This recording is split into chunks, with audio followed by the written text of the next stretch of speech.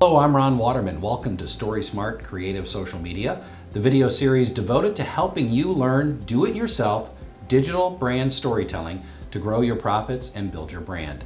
Thanks to advances in technology, as well as the advent of the internet and social media, every brand, whether you're a mom and pop startup, a neighborhood-based nonprofit, or a Fortune 500 company, has the ability to be their own media outlet, sharing their authentic story unfiltered directly with their customers.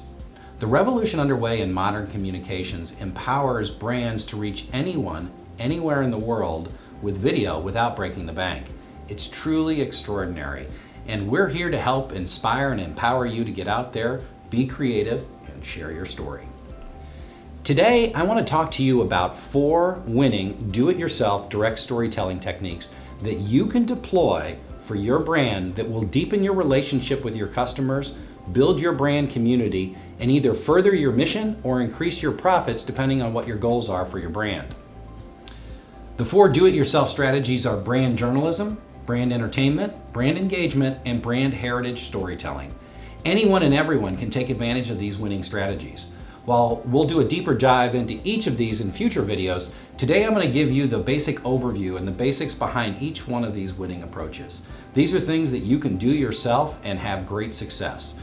Number 1 is brand journalism. Brand journalism should be the foundation for all of your direct storytelling efforts. Brand journalism is what it sounds like. It's journalism, but from a brand's perspective. Brand journalism is about taking advantage of the ability to reach your audience unfiltered, directly, and sharing your story basically as a journalist. Brand journalism marries journalism with the core elements of strategic public relations and marketing communications. While the hallmark of traditional journalism is impartial news gathering, brand journalism is about reporting the news from the insider's perspective that no one else can provide but the brand itself. Brand journalism is honest, authentic storytelling, but from a point of view. It isn't fake news, it isn't marketing, and it's not advertising. It's fact-based storytelling from a point of view. Let me go over that one more time. Brand journalism is honest, authentic storytelling, but from a point of view. It isn't fake news, and it isn't marketing, and it's not advertising. It's fact-based storytelling, but from a point of view. Note that this is not the same as public relations. It doesn't replace traditional public relations or media relations where the focus is on building relationships and relying on others to tell your story. This is something that you do in addition to those things. It's not an either-or proposition. You should be doing everything that it takes to get your story out there. The benefit of brand journalism is that you control the narrative. You control your message and you deliver it unfiltered to your customers. Journalism has been under assault in this country for some time. Most of the challenge in today's world is the unquenching thirst for content. Cash-strapped news outlets have begun to relax their journalistic standards, such as getting 2 sources on facts, all in an effort to be first. That's really unfortunate for all of us. The 24/7 news cycle and things like Twitter have elevated the need to be first to the point where it's replaced being correct. That's really unfortunate because the job of journalism is to take our complicated world and put it into context, explaining our world so it can be understood. Content has replaced context, unfortunately, and that's just the reality of the world today. What that means is that there is an opportunity, frankly, almost an obligation for brands to provide information about themselves in their own words. Fact-focused truth. That's what it should be. Brand journalism, fact-focused truth, but from a brand's perspective. I counsel all my clients that they should be telling their own story best and first themselves before pitching their story to media to cover it for them. Ironically, if they do pitch a story to media to cover them, the very first place the reporter will turn to is the brand's website to get information. They expect the brands will share their story. They'll review the material with a healthy critical eye you'd expect from a journalist, but at the end of the day, they expect that that information is there. They expect that you are sharing your story. Brands should adhere to the exact same standards journalists adhere to in sharing facts. It's all about truth. Brand journalism can be as simple as live tweeting an event on one end of the pendulum, all the way to hiring multimedia journalists to cover the brand with video news stories that they post on YouTube, their website, or on social media. You could go as far as we did with the St. Louis Cardinals. In building the team's approach to communications, I focused on establishing a firm foundation in direct storytelling. It started with us tweeting news about the team, and it evolved into us producing a weekly magazine television show called Cardinals Insider with Ozzie Smith that was distributed on 18 over-the-air television stations in 8 states. Ironically, the television show is actually named for what we renamed our Twitter account when we were managing our account directly. There was some confusion out there because Major League Baseball had an account under the Cardinals name and the Cardinals had an account. We decided to rebrand and rename our Twitter account Cardinals Insider so that fans knew that if they were following Cardinals Insider, they were getting news directly from the team, but from that insider's perspective. The basics of brand journalism are tell the truth, share the who, what, where, when, why, and how of what your brand is doing with your customers. It's a common sense approach all brands should be investing in. The key is honesty, not selling, but telling. You will lose your audience if you violate their trust. Trust has to be earned. The reality is that in today's world, if you're not doing some sort of brand journalism, candidly, I think you're making a huge mistake. The second winning strategy is what I call brand entertainment. This is where the YouTube era meets the radio soap opera of the past. Brand entertainment is truly creative storytelling. It's telling your story through entertainment. It's a way to promote your brand in fun and entertaining ways. Think cat videos and lip sync videos. It's sharing your story, and it's also sharing your brand personality. Soap operas were created literally because they were commercially funded by companies selling cleaning products. They were a vehicle to move those products. Today, you don't need a TV network or a major studio to greenlight your video project. You can simply open a free YouTube account and get out there with your silly lip sync video. This is where you can deploy compelling, dynamic storytelling that engages your customers in new ways. Consumers choose to watch and engage with an authentic story and an authentic brand. This is a great way for you to showcase your brand personality and demonstrate that you have real people working at your brand. During my time with the St. Louis Cardinals, I came up with a variety of brand entertainment projects. Truth be told, I've been writing silly projects since I was in grade school, convincing my friends and classmates to get involved. As a kid, they were usually Super 8 films, or silly musicals, or dance numbers, recreating, the end of Grease, you name it, we did it. With the Cardinals, we did a number of fun and silly brand entertainment videos. One of our more successful initial efforts was a parody of the TV show The Office called #TheFrontOffice.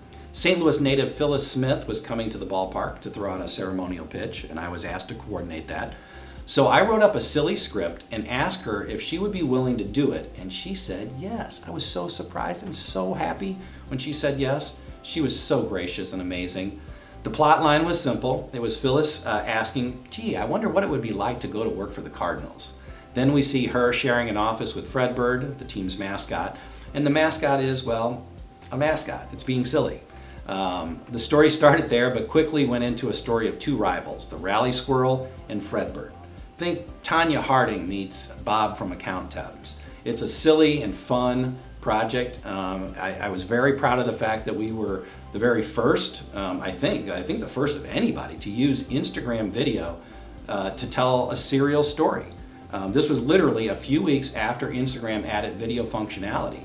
So we told a story through over 50 15-second episodes. Let me tell you, it's not easy to tell a story in 15-second episodes, but we did it, and it was a lot of fun. It was really, really entertaining. I urge you to check it out on Instagram by using #TheFrontOffice. That's #TheFrontOffice. It was part of what we call Project Nestflix. Yeah, I know, a little parody of Netflix. Anyway, the third strategy is brand heritage storytelling. This is where you share your brand's history. Perhaps it's your origin story or something as simple as this day in your brand's history.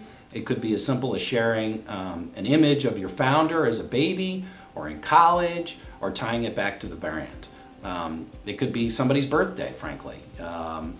You're really only limited by your history and your imagination. There's something about nostalgia, looking back to the past, that evokes a sentimental feeling in your audience. It bonds you with them.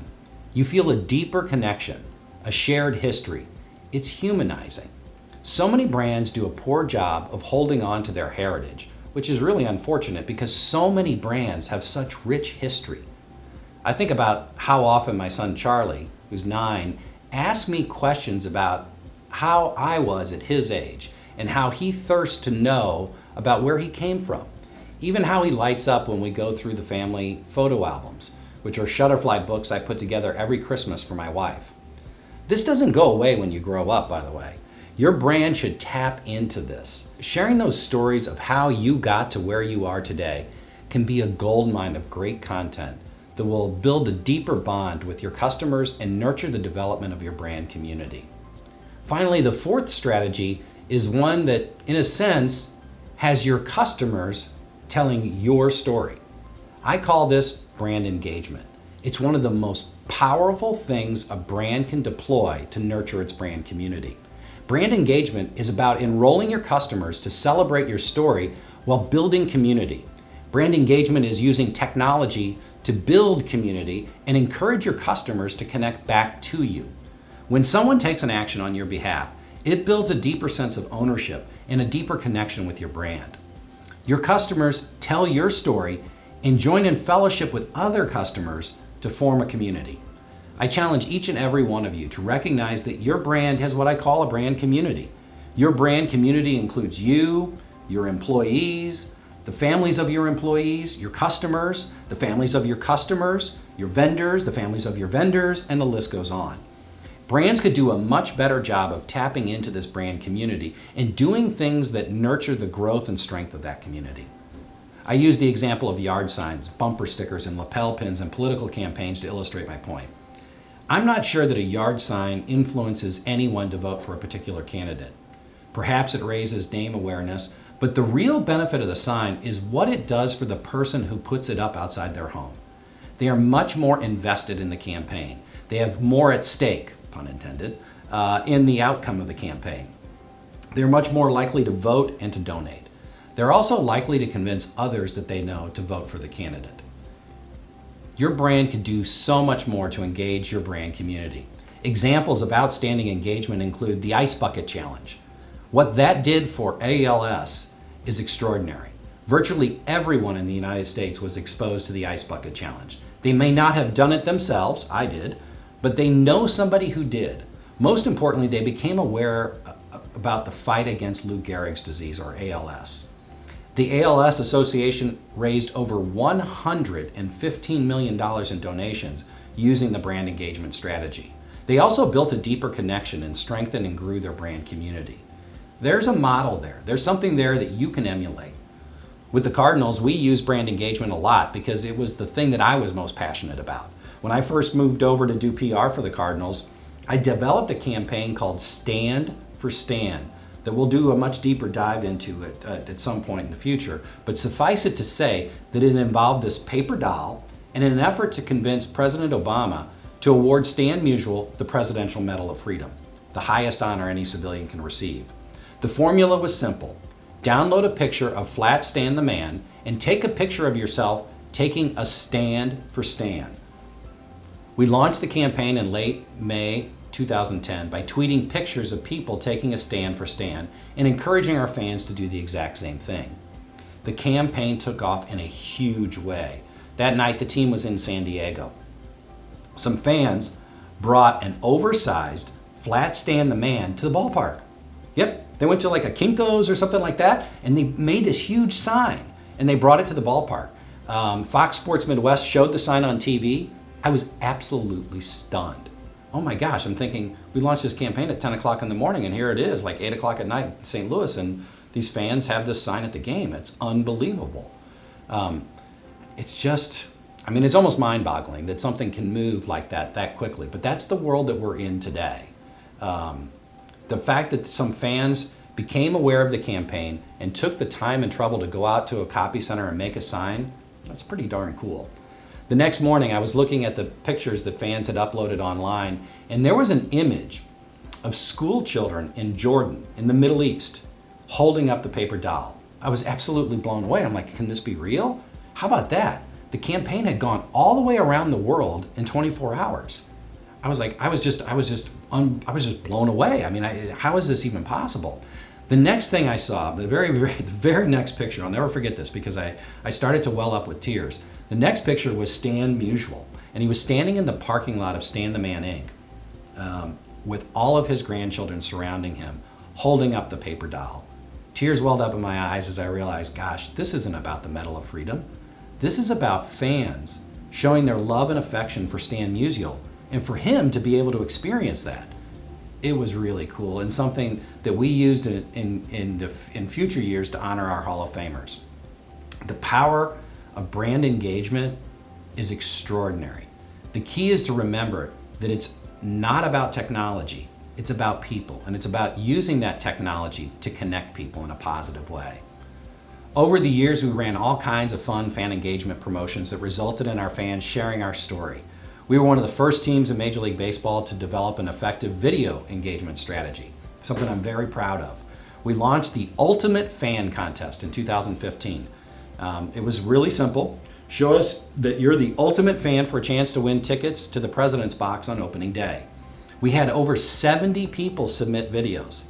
Now, this is despite the fact that the experts at Major League Baseball, and even the experts on my staff at the time, told me we'd get maybe 2 or 3 videos, that people were not comfortable with video, they wouldn't shoot video, even though they have the capacity to do it on their phone. I was being told it won't happen. I'm sorry, people just don't do it. It's too much of a barrier to entry. Well, boy, were they wrong. We had so many amazing videos, and the winner, believe it or not, was a minister from Fort Wayne, Indiana, who wrote a rap song and did a rap video. And it was absolutely amazing and extremely entertaining. And I urge you to check it out. It's fantastic. It'll get in your head, just like a lot of good songs do. While the Cardinals are certainly a unique brand, every brand can do brand engagement. How about the jewelry store asking for customers to share images of special moments like engagements, weddings, anniversaries? What about a pizza parlor asking for images of kids eating pizza, or frankly, wearing pizza? You're only limited by your imagination in terms of what you can do. So there you have it, 4 winning strategies that you can do yourself to promote your brand. Brand journalism, brand entertainment, brand heritage storytelling, and brand engagement. They cost you next to nothing but a little effort and a little imagination. I promise that in the future, and videos will show you in detail how you can execute each approach. As I said, these things cost you next to nothing except for a little bit of effort and a little imagination. The only thing that I want to pause and share with you is that a lot of times when you try to do something creative, there are going to be people that stand in your way, that say, don't do it. It may be a voice that you hear in your own head. Don't try this, you might fail. My friends, don't let nega-knots stand in the way of trying these things. I'm sure you have nega-knots in your world. You know the type. Glass is always half empty. Cynicism runs through their veins. Can't and no are their favorite words. Never let those folks stand in your way. I consider myself more of a posican. Yeah, there's 2 types of people in the world, right? Posicans and nega-knots. Nega-knots are the ones that stop things from happening, and posicans are the ones that get things done. So I'm urging you, be a posican, stay positive. You can do this stuff. I know you can. Don't let technology, social media, and so-called marketing and PR experts intimidate you. You can do this stuff yourself. You don't have to hire a fancy consultant to do it. You can do it. No one can be a more authentic you than you. It's your brand and your story. I'm here to help you. Please like, comment, and subscribe. Join me as we share simple tips to grow your brand using do-it-yourself communication and PR. I promise to inform, inspire, and empower you to take full advantage of all the free communication tools at your disposal to build your brand. Until next time, stay story smart.